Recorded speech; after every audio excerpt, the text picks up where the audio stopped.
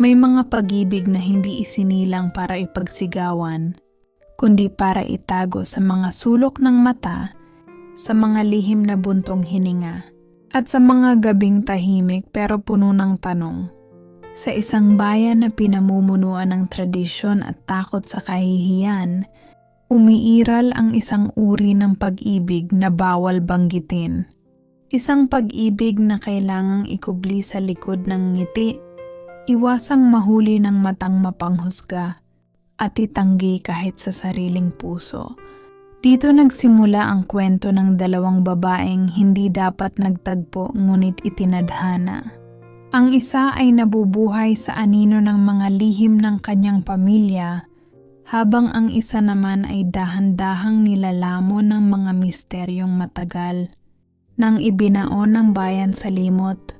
Sa bawat pagkikita may mga tanong na hindi masagot.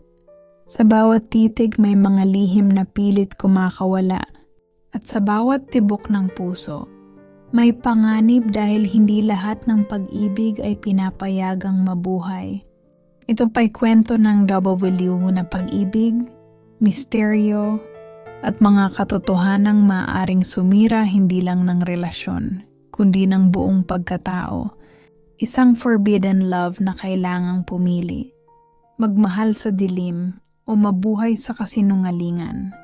At sa sandaling nagtagpo ang kanilang mga landas, wala nang ligtas dahil ang pag-ibig, kapag ipinagbawal, mas lalong nagiging mapanganib.